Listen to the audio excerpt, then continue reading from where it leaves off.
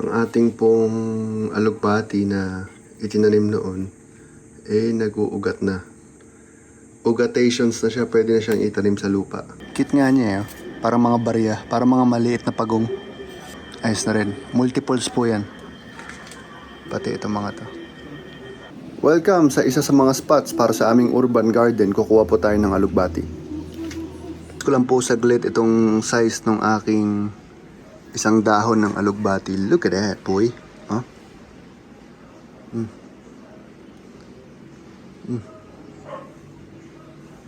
Look at that.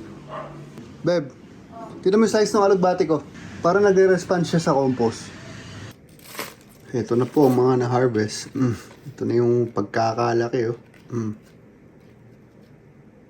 Tayo ng isa for planting. Kung saan galing yung malaking dahon, itatanim ko ulit. Okay?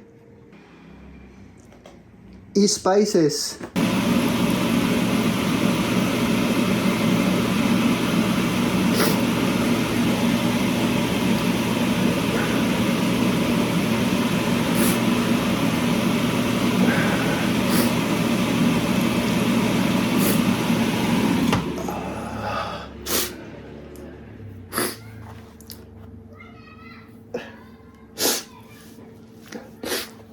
At least nakapaghasa ako. Hinga mo.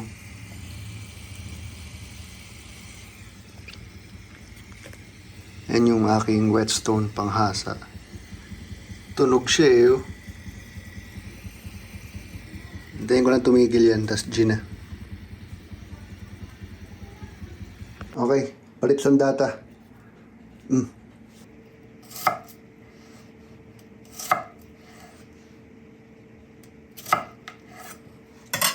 Okay, G.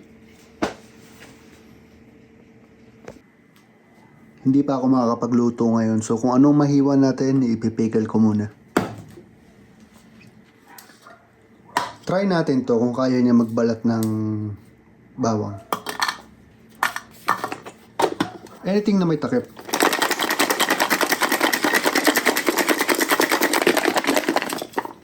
Yep, it worked. Ayan na.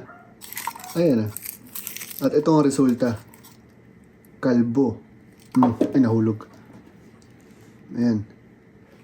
Maana siya. Dito sa luya, kukunin ko po yung parts na pwede nang itanim. Katulad nito. Tumutubo sa akin yan. Or ito. Tubo sa akin yan. Or ito. Plastic para hindi ma-dry. Kasi bukas ko pa itatanim yan. Yan. Para magbalat, kutsarita. Mas madali din siyang balatan kapag natanggal ko na yung pangapang tanim. So halos parang ganito lang din gumawa ng tinatawag na gari o yung pickled ginger ng mga Japanese resto. Pero hindi ganun lang gagawin natin. Ano lang to, for preservation lang to.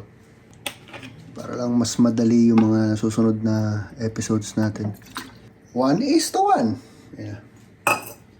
May lumulutang lang dito. Now, meron na tayong ginger, garlic, at onions. Okay, ready na po sila for tomorrow. Kuha tayo ng pansit-pansitan. Dami dito, be. Ayan, oh. Pitin natin. Sapat na to.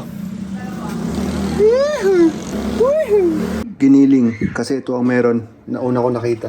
Success na naman. One of our successes for today. Nabawasan ang laman ng freezer.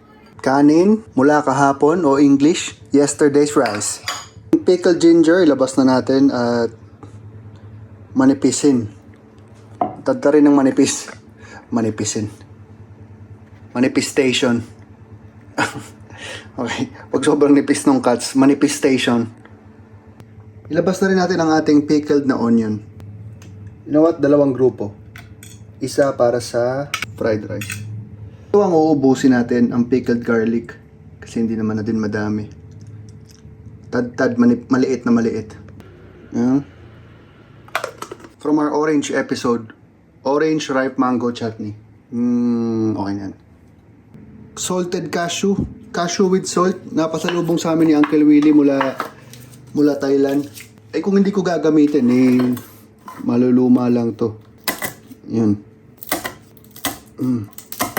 Sarap din pala kung may mushroom to, no? Pero sige na lang. Inuubos lang natin kung anong meron tayo ngayon. Last one. Mani, yan. Magsama kayo dyan. Yan. Oo nga pala, munti ko na malimutan. Buti na lang meron akong listahan ng aking mise en place. Oyster sauce. Gawin na natin ang likido ng ating liquid. Ay, ang mix ng ating likido. Oyster sauce. 1:1. Toyo, oyster, tapos konting tubig. Boom! Shakalaka. Very high heat. Lagay na nga natin yung bawang. Ayan na. Onion, luya in. Ayan. Ayun na yung giniling.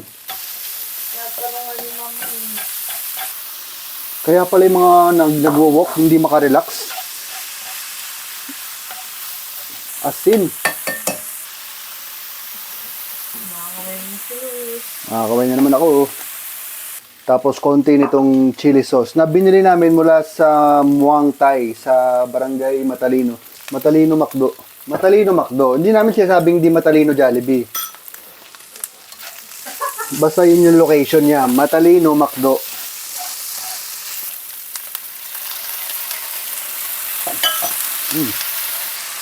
Ang bango be.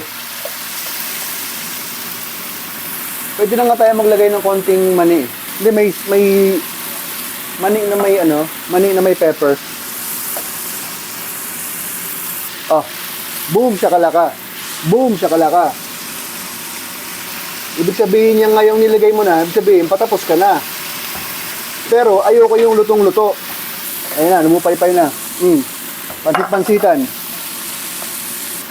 Okay na to. Ayoko nang masyadong malupay-pay. Okay na to. Patay na apoy.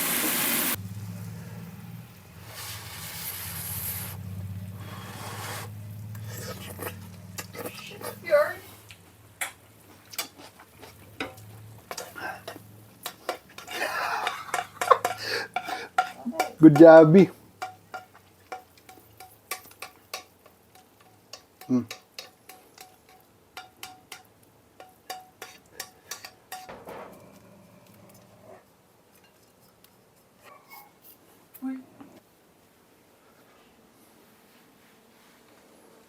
Anong tawag dyan? Stir fry. Alugbati, pansit-pansitan. Ayun, no?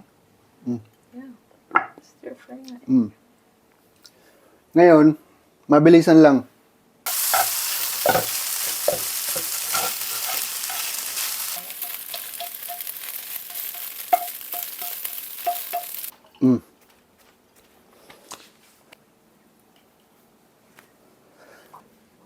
Malaking bagay ng listahan.